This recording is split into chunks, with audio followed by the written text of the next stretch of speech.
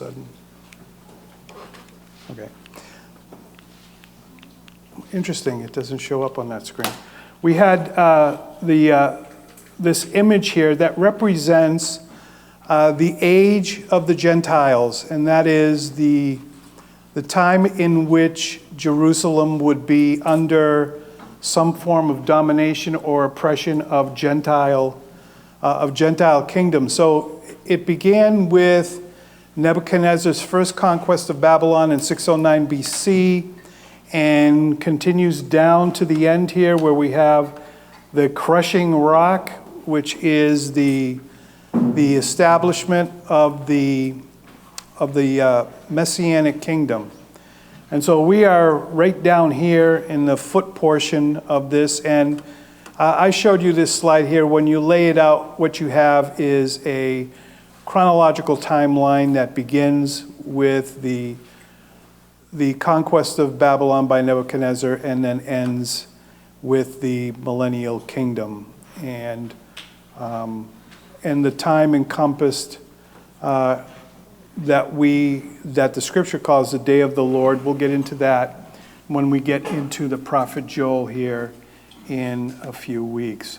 So tonight we're going to look at chapter 5, where God's rule over Gentile defenses is demonstrated. So let me ask you guys a question here just to get some input. Is there anything new that you've learned thus far in our study of Daniel, or is this all traveled ground for you before, so to speak? I haven't, well, not specifically, because I've read it before and I expect to pick up more. But you mentioned, I think it was last week or the week before actually, about who cared for Nebuchadnezzar.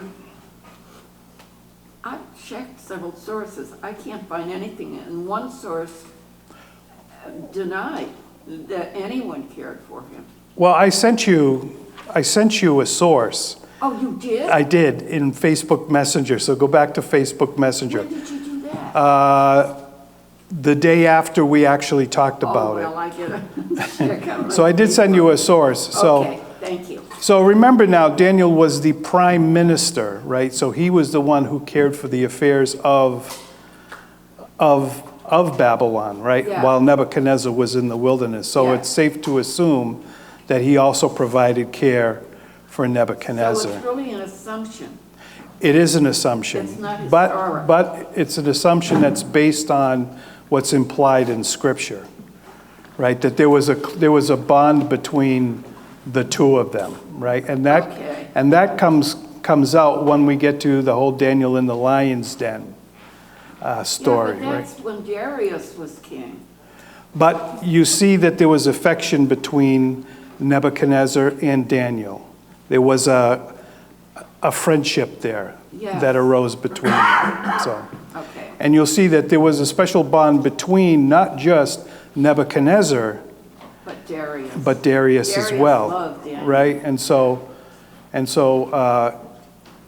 I think it's a safe assumption, since Daniel was the prime minister during that 7-year period, that he was also providing care. Okay, all right. And so I wanted to make sure that I wasn't out in left field on that, so I started checking around, and there are others that make the same conjecture. Let me put it that way. It's a conjecture. It wasn't from Josephus, was it? I don't remember No, the 'cause- source. I agree with that conjecture, and I think you also see influence that Daniel had in Cyrus's life also. Because how did Cyrus know that God wanted him to do this? Yep. Right? The only one who seems out of step with those leaders is the grandson, Yeah. meaning Tico. That we're going to look at tonight, Yeah, he seems out of step. the grandson. Okay, so let's get right into it. So this is some background information. The background for chapter 5 is the end of the Babylonian kingdom. The year is 539 BC. So it's about 67 years since Daniel entered the Babylon in captivity. So at the time of this chapter here, he's about 80 years old. He served Nebuchadnezzar until his death, October 7th, 562. That's Nebuchadnezzar's death. Then he served Nebuchadnezzar's son, Evil-Merodach, for 2 years. And then his son-in-law, who Neriglissar, for 4 years, and then Nabonidus until the downfall. And now Nabonidus was, again, the son-in-law of Nebuchadnezzar, and he was king, but he spent his last 10 years never going to Babylon. So he entrusted the rule of the kingdom to Belshazzar, right? So that's why Belshazzar is called king, because he's essentially second in command. Yes. Nabonidus was off somewhere else like a for dual 10 king. years, right? So throughout all this time, the people of Israel are in captivity. In 539, the Medes and the Persians had united against a common enemy, Babylon. They had been making incursions on Babylonian territory for quite some time, and they were winning victories against the Babylonians and were descending upon the capital city. But even with the city under attack, the population of the city, including the king, had virtually no care whatsoever. They were not concerned about being overthrown or being destroyed. Why? Well, because of the fortifications of the city. The city of Babylon hadn't been captured in over 1,000 years. We think we're high and mighty. We've been around 350 years, right? 1,000 years. The city of Babylon was a fortress unlike anything that existed in the ancient world, and indeed would be difficult to duplicate today. The Greek historian Herodotus described the city and its walls. He reported the city covered 14 to 17 square miles, and the surrounding the city was a wall so massive it's hard to even imagine. The wall was 87 feet thick, wide enough for 4 chariots to drive side by side on top of the wall. And I told you the wall was 250 feet high. I was wrong. It was 350 feet high. And that's 21 feet shorter than Tower Square in downtown Springfield. Now, when we think of walls, this is what we think of, but just bear with me for a few minutes while where did the markers go? Oh, they're in the closet, I'm sorry. Can someone go around and get a marker, because we don't understand ancient fortifications. When we think of a wall, we just think of, something that is shaped like this. That's not the way ancient fortification walls were constructed. Got one for me? Thank you. So when we think of... Make sure that none of those are permanent. Do you have an eraser over there? Yeah, but I don't really need one. So we think of a wall like this, but that is not the way ancient fortification walls were constructed. They were constructed like this. And in here you had logs that ran perpendicular to the inner and outer wall. And in between these logs you had large stones, you had gravel. The whole purpose of it was when they started battering at the outer walls, all it would do would cause this to shift down and to compress and to fortify the wall even more. Yeah. So if the walls of Babylon were 87 feet thick, wide at the top, imagine how wide they were at the bottom. 21 feet shorter than Tower Square. So if you figure that facade there, right under the Mass, I just noticed yesterday it's not called the Mass Mutual building anymore. They changed the name of it. So just under Mass Mutual would be just about 350 feet high. A circumference of 17 miles.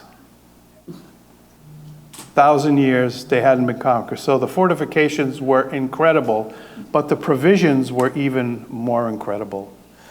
They had enough food, everything stored up for 20 years, and wine, of course, right? Right? 20 years. The city straddled the Euphrates River, so it had a continuous source of fresh water. Where the walls of the city reached the Euphrates, they turned in parallel the banks of the river on each side.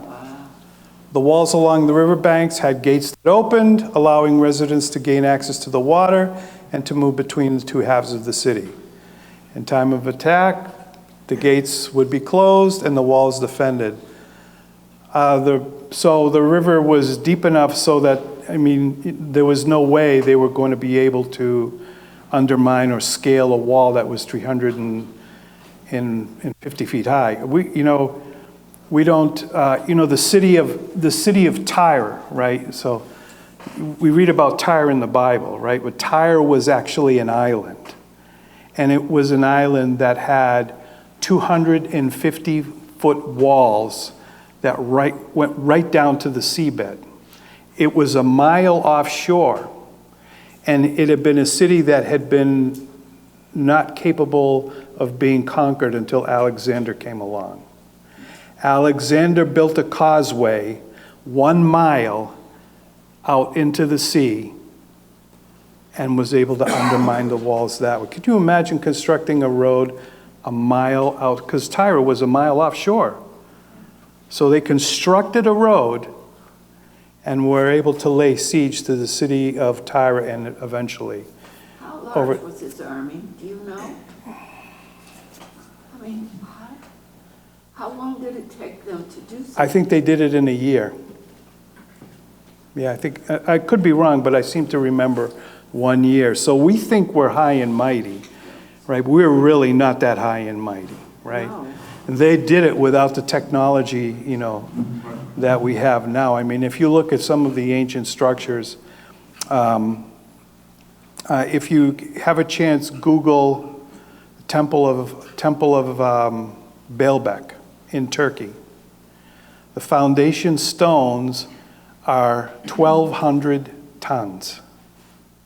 We don't possess the equipment to move them today. Yet they were moved 20 miles from where they were quarried. How did they do that? Temple of Baalbek, just Google it. And we don't have, I asked Mark Mandel, who's worked with heavy equipment all his life, I said, Mark, do we have anything that could move a single stone that big today? And he goes, no, we don't. How did they do it? I don't know, but they did it. So we're not as high and mighty as we think we are. Anyway, you can see why they really weren't worried about being attacked. Yes, Al, did you have a... No, I did a lot of research in ancient history back when, years ago. Alexander the Great, they call him, I was always curious about him. But his armies weren't really huge compared to some. He had an average probably 40,000, maybe at the most 60,000. But when he came up against the Persians, he had well over 100,000. He was they had 3 or 4 times more soldiers than Alexander had. But he was an awesome tactician. Yeah. The way he conquered them is when his army was getting stressed, they were outnumbered. He took his cavalry and went around, and he says, if I get near their emperor, they're going to panic. And that's what happened. Yeah. The emperor took off, he went in there, and then the rest of the army started breaking up apart, and that's what happened. Yep. So anyway, this is going on now, and let's get into the text. In Daniel chapter 5, verses 1 to 4, Belshazzar the king made a feast for 1,000 of his lords and drank wine in the presence of the 1,000. While he tasted the wine, Belshazzar gave the command to bring the gold and silver vessels which his father Nebuchadnezzar had taken from the temple which had been in Jerusalem, that the king and his lords, his wives and his concubines, might drink from them. Then they brought the gold vessels that had been taken from the temple of the house of God, which is in Jerusalem, and the king and his lords, his wives, his concubines, drank from them. They drank wine and praised the gods of gold and silver, bronze, iron, wood, and stone. What happened? Okay. So Babylon's impenetrability gave its residents a false sense of security. So even as the powerful Medes and Persians converged on the city in 539, Belshazzar was oblivious to the dangers. He's presiding over a great feast, entertaining thousands of nobles from the kingdom, and they were probably in there because of the siege. Generally, when a siege took place, people would move into the fortified city walls. So ancient kings in Persia, by comparison, reportedly dined with as many as 15,000 guests a day. You imagine what the pizza bill would be for 15,000 people? And as I said, a lot of the nobles sought refuge in Babylon to escape the advancing Medes and Persians. Rather than war planning or devising an escape, why? Because the walls had not been breached, the city had not been conquered in 1,000 years. These leaders of the kingdom they're eating, drinking, and being merry. And so the king's willingness to disregard the war outside the walls tells us how sure he was that the city could never be conquered. He trusted in his power and historical strength of the city to withstand any attack. And obviously, we get some pretty good clues here as to what Belshazzar's character was in comparison to his grandfather, right? Nebuchadnezzar. The question is, why the vessels of Jehovah? Why did he bring out the sacred vessels of the temple? Why did he choose to use those? So it was customary when a kingdom conquered another kingdom, they would take the things that was sacred to that conquered society and bring them back as a demonstration that their God was more powerful than that deity. So, maybe these vessels from the temple were in some sort of showcase or something, but Belshazzar decides to bring them out and to use them, for this drunken orgy that was taking place, right? So that's what concubines were there for, right? So the vessels were used to praise the Babylonian gods and to produce more drunken debauchery. So the question, why did Belshazzar single out the vessels of Jehovah to be brought out and defiled? So Belshazzar had an association with the royal court of Nebuchadnezzar. He was 14 years old when Nebuchadnezzar died, and he had intimate knowledge of the dreams and interpretations concerning the fall of Babylon and the rise of Medo-Persia. So Daniel was taken captive to Babylon in 605. The vision of the image in chapter 2 took place approximately 3 years later, which would be around 602 BC. Perhaps Belshazzar now considered the certainty of the vision null and void, since the God who gave that vision had now been defeated with the destruction of the temple in 586 BC, right? Remember, by erecting the golden image that we read about in Daniel chapter 3, remember that image was completely constructed of gold, right? Yeah. More than likely an obelisk, right? Whereas the image of the statue of chapter 2 had only the head of gold. So gold was a representation of the kingdom of Babylon.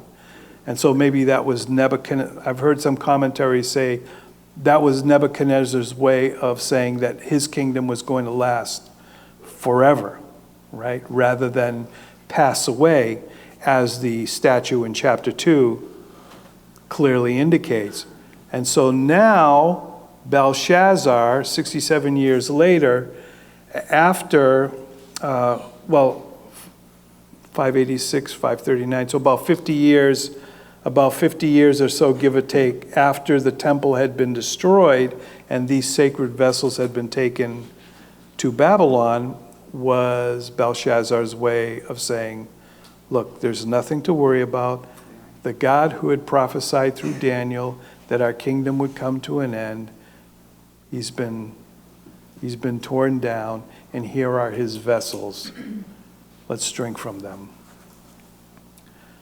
Several ancient sources indicate that Medo-Persian troops under the leadership of King Cyrus had conquered the areas surrounding the city of Babylon as much as 4 months prior to the night of Belshazzar's feast. The city was under siege. Because of the fortifications of the city, Belshazzar and his officials were convinced that the Medo-Persians could not penetrate the amazing defenses. Would someone be able to read this for me? How about it, Joanne? In the same hour, the fingers of a man's hand appeared and wrote opposite the lampstand on the plaster of the wall of the king's palace. And the king saw the part of the hand that wrote. Then the king's countenance changed, and his thoughts troubled him, so that the joints of his hips were loosened, and his knees knocked against each other. The king cried out to bring in the astrologers, the Chaldeans, and the soothsayers. The king spoke, saying to the wise men of Babylon, "Whoever reads this writing and tells me its interpretation shall be clothed with purple and have a chain of gold around his neck, and he shall be the third ruler in the kingdom." Now all the king's wise men came, but they could not read the writing or make known to the king its interpretation. Then King Belshazzar was greatly troubled. His countenance was changed, and his lords were astonished. Okay, so 3 rewards are promised to the one who could interpret this writing. So they actually found, through archaeological digs, they actually found the throne room, right? And so at the end of this room, there was an alcove cut back into the wall, which extended about 14 feet, and you had the throne. To the right, you had a lampstand, and it's assumed that in the alcove at the outer edge on the left side is where the handwriting on the wall took place, right? So archaeologically, they know where the location is. Obviously, the handwriting is not there still, but they know where the place was. But you could see by looking at the way the throne room was constructed, why he would be the only one to initially see the handwriting on the wall, right?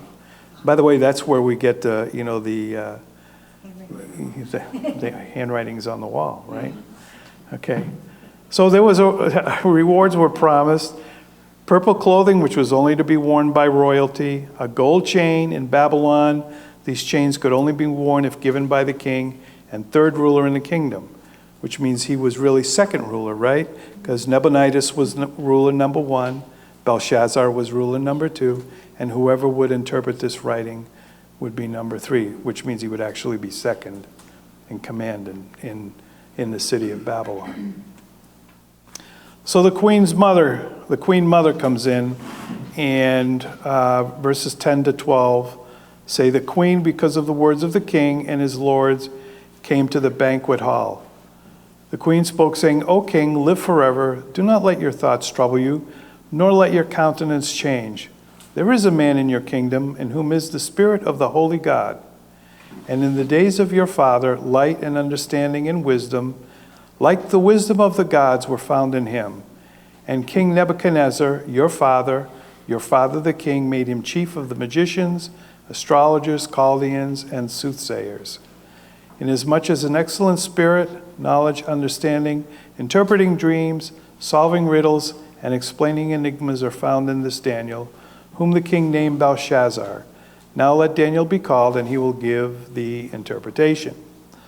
So the very fact that the queen mother knew so much about Daniel's supernatural abilities and dealings with Nebuchadnezzar would seem to indicate that this woman had a close relationship with that king.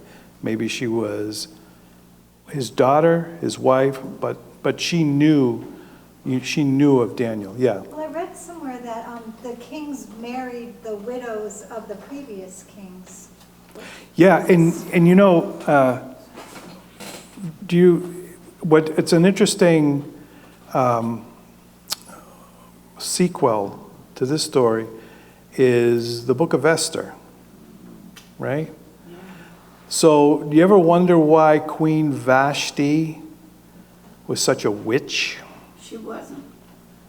Queen Vashti was most probably one of the daughters of Nebuchadnezzar, or of that line that the Medo-Persians had conquered. Yeah, I forget where, I heard that in a sermon somewhere, but I said, well, that's pretty interesting. It kind of makes sense, right? So, yeah. So anyway, she suggests that Daniel be called. And here comes Daniel, verses 13 to 16. Then Daniel brought in before the king.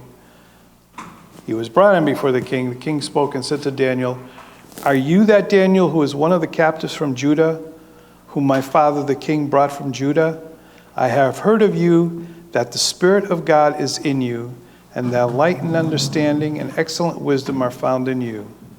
Now the wise men, the astrologers, have been brought in before me, that they should read this writing and make known to me its interpretation.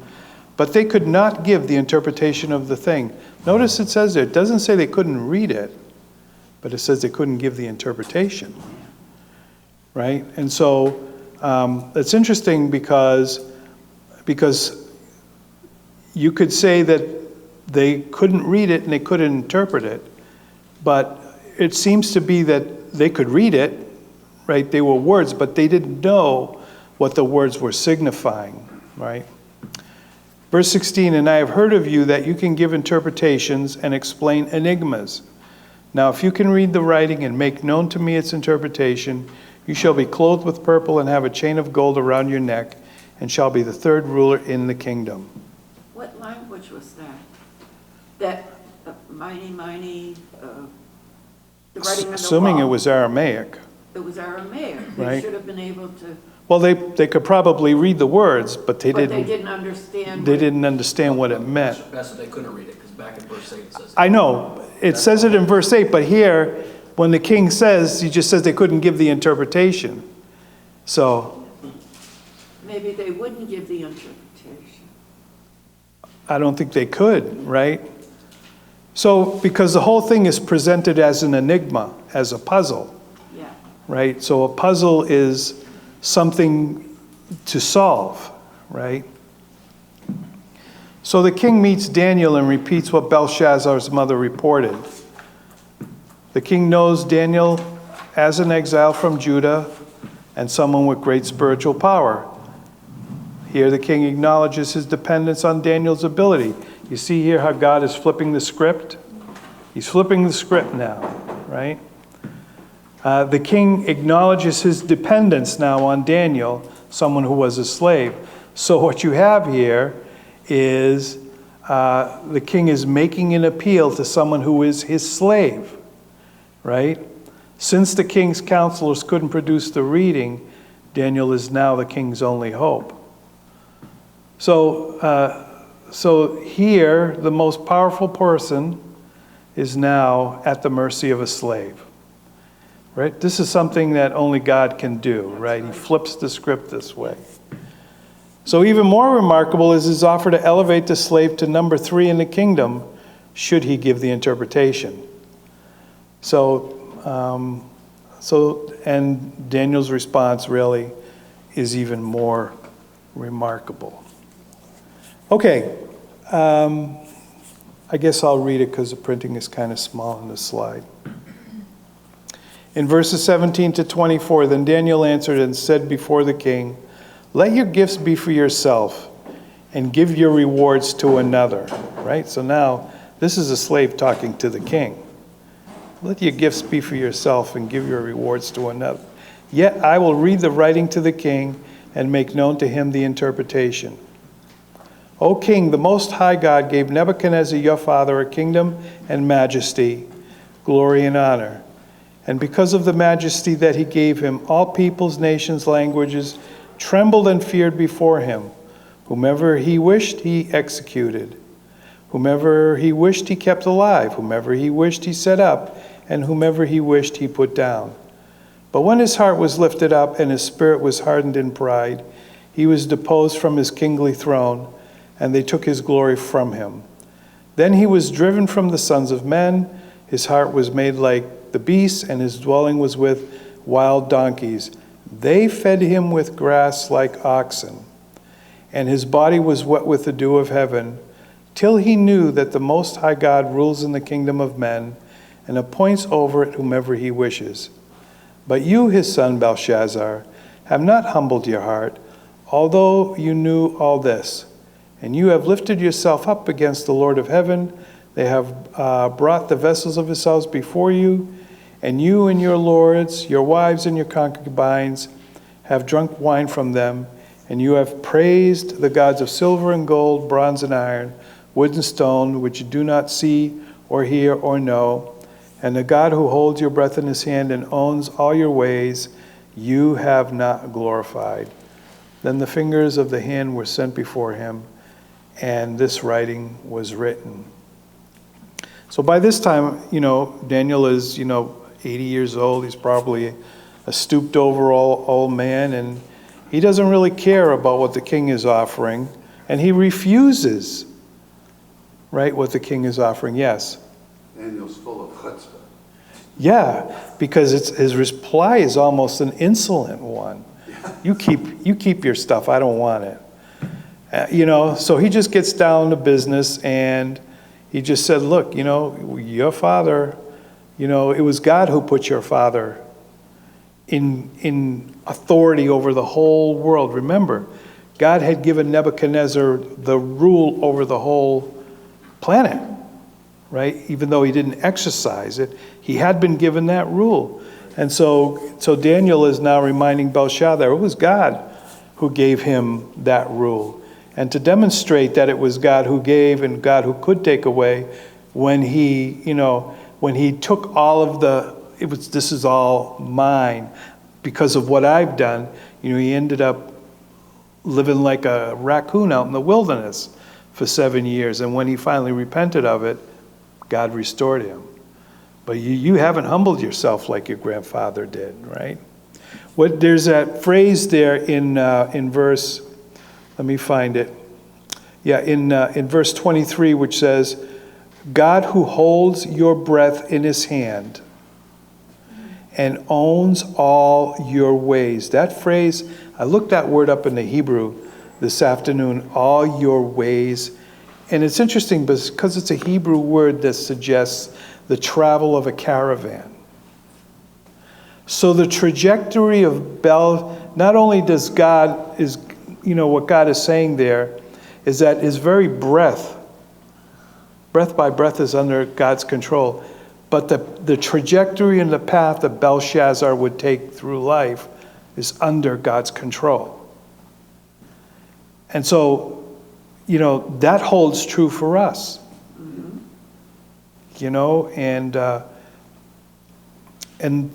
it's hard. That's a hard thing to, we can conceptualize it. Well, it's an even harder thing to live by, right? Because if you can actually live by that, there is no more fear. Right? The proof that when we struggle to live by that is that we do have times of fear, right? Fear of getting, some sort of illness, fear of losing loved ones, all of those things. And then, angst, anxiety, those are all proof that while we believe these things, we do. It's hard to recalibrate our lives to live in this way. But here we say God saying this even to, this guy Belshazzar, who is a real cad, saying, your breath is in my hand. God controls your breath, and he's the one who plots the course that you're going to take through life, right? So this is Daniel now speaking to the king. So in here he gives the interpretation. And this is the inscription that was written, Mene, Mene, Tekel, Upharsin, right? So these are known words in Aramaic, right? This is the interpretation of each word. Mene, God has numbered your kingdom and finished it. Tekel, you have been weighed in the balances and found wanting. And Perez, Your kingdom has been divided and given to the Medes and Persians. All right, so again, his kingdom was coming to an end, and that Belshazzar did not measure up to what God was expecting of him, and God had determined to shatter Belshazzar's kingdom and give it to the Medes and Persians. And it was spoken as an accomplished fact. I'm Yes. assuming that Upharsin is the same as Perez? I don't know. I don't know Aramaic. Okay. Okay, but I've read that these are these are Aramaic words, Okay. right? They just couldn't figure out what they meant. You know, what was the puzzle here? What was the puzzle in these words? And Daniel, he solved the puzzle, so to speak. All right.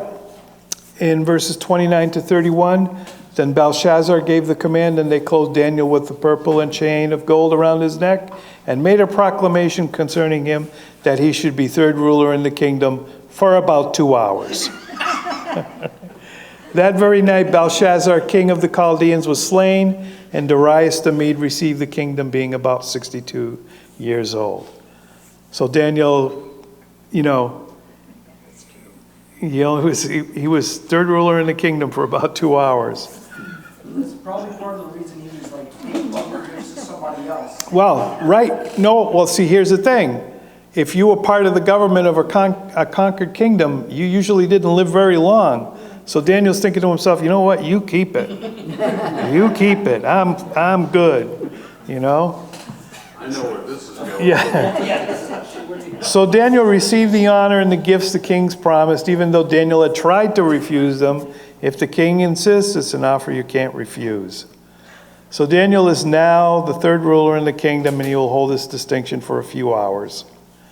Why was the king so insistent on granting these honors to Daniel, especially in the light of his interpretation? Either he's oblivious, drunk, or an idiot, or all three, or he's a calculating politician. My guess is he was a calculating politician. Perhaps the king thought Daniel possessed the power to change the future outcome of this prophecy. If so, then the king was binding Daniel's future to the future of the kingdom. Because before the night was over, the Persians had entered the city and conquered the nation, killing the king. Again, when a conquering nation arrives, it's a bad thing to be part of the old government. By elevating Daniel to third in charge, the king might have thought that Daniel would have been motivated by self-preservation to ensure the ongoing protection of the nation. So you can't outmaneuver God. So the Lord protected Daniel and the Jewish people, even as he allowed the Medes and the Persians to conquer the Babylonians that night. Fall of the city. Now, this is historical. Again, we're back to historical record here. Multiple ancient historians, including Herodotus, Xenophon, Berosus, and all Babylonian chronicles, all describe the incredible events of that evening. On the night of October 12, 539 BC, the Persian army completed work north of the Babylon on a dam across the Euphrates River. Right? So fine, we can't bet the river, we'll just redirect the river, that's all. They directed the flow of the river to a nearby lake, greatly reducing the amount of water flowing toward the city of Babylon. Within a few hours, the river level was barely thigh-high, low enough for the Persian soldiers to wade up the riverbed running through the city. Oh, I forgot to mention, I don't think I mentioned this, so the walls were 350 feet high, but there were towers on top of the wall that extended another 100 feet in the air, interspersed every so often, right? So anyway, these guys are up there, and they're looking off into the distance, looking for an approaching army, and they're wading right in the water underneath them, right? They never noticed the columns of men quietly wading through the dry riverbed under the cover of darkness. Therefore, sensing no threat from the water, the Babylonians left the city walls and gates facing the riverbed undefended. The Persian troops simply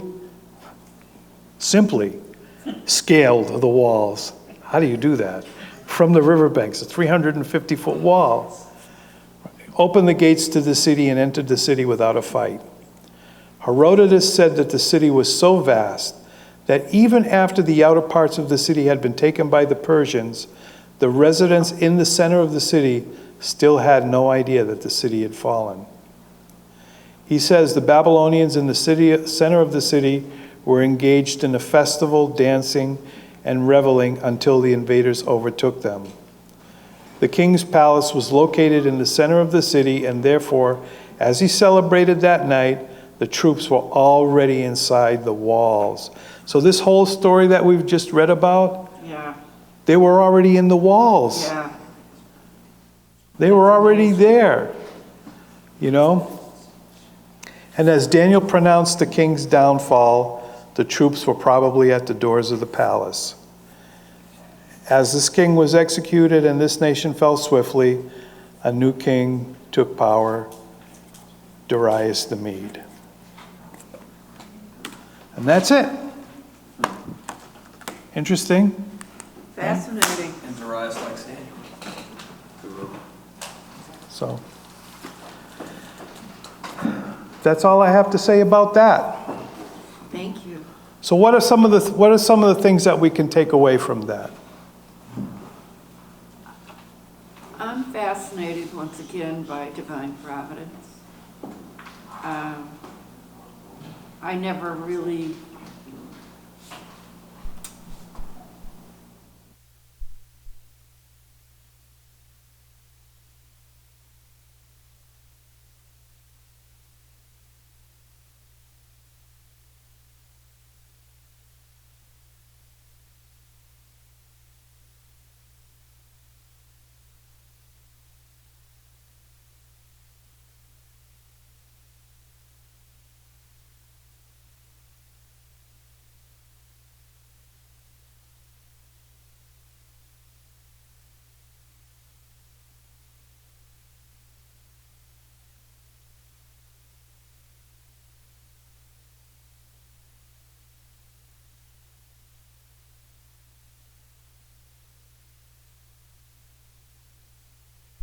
yeah. That's, Maybe even longer.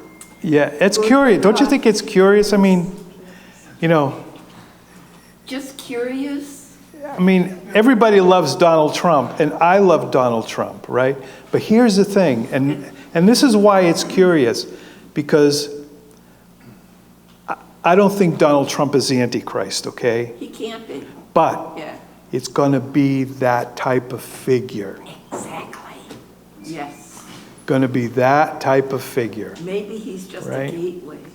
you know? You know, Someone that is really, you know, you either love Donald Trump or you hate Donald Trump. There's no in between. I mean, I was watching, you know, video clips of his Middle East, and I was just smiling. I said, I can't believe we have a president like this. yeah, I know. How can anybody not like this guy? You know? If And then it suddenly dawned on me, that's the type of appeal, only exponentially more, that the Antichrist is going to have. Remember when the Trump shall sound. What? When the Trump shall sound. Wow. So, Sorry, Dad. Wow. yeah. So, is somebody talking? Al. Oh, I'm That's all right, sorry. go ahead. Go ahead. No. I didn't. Well, it made me think about what you were saying, how the downfall of Babylon happened. And it reminded me of a meeting I had not too long ago by a very knowledgeable man as far as finances and everything. And actually, he's my financial advisor, you know, takes care of that thing. And my wife said to him, yeah, it doesn't look good. And I said, yeah. I says, now you got the Russians, the Chinese, the Indians, they got a whole group that's starting another money thing instead of the dollar. And he kind of grinned and chuckled. He says, that's nothing, that's peanuts. The U.S. has got so powerful as far as financial things. And on top of that, he says, the military and everything.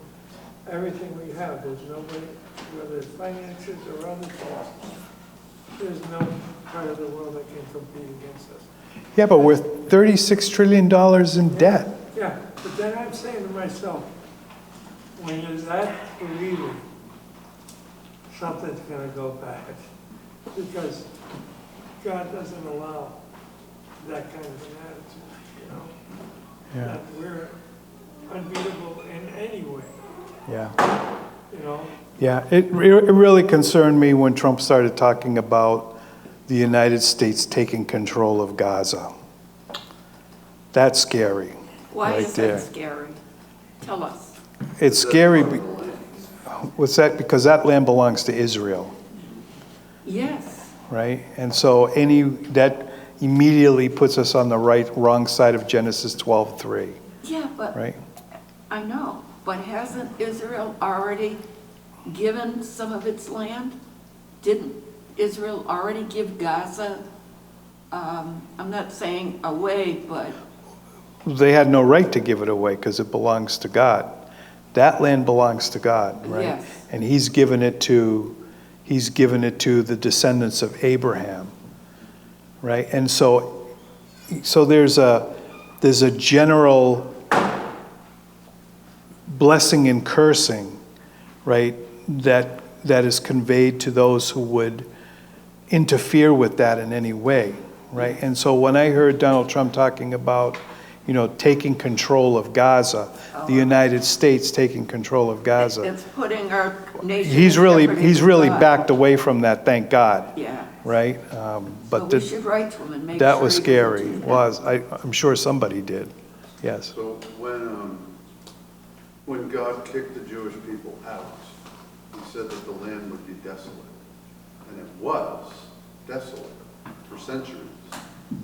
And it didn't start blooming again until Israel, the people were back in the land. They're the ones under whom it started to bloom again. Yep, And now we have vineyards in places that were like barren, yeah, right? And Israel has often given land to try to get peace. So they finally backed out of Gaza, and look what Gaza has. I think that even if the Gazans hadn't spent all the money on the terror zone, it wouldn't have been flourished. yeah. What about the Golan Heights? Isn't that part of Israel? Actually, the land promised to Abraham reaches all the way to the Euphrates River. Yeah. Can I ask you something? I don't know if I have the answer, but What? go ahead. Precludes Donald Trump from being the Antichrist? Okay. You go ahead, you go. No, I want to hear. No, I don't want to give up. I already wrote a list, but it's at home. Okay, all right. Here, group test. Why could Donald Trump not be, you're not still taping this, are you? It's still recording. All right. Why could You Donald, want it recorded? no. Here I am on camera.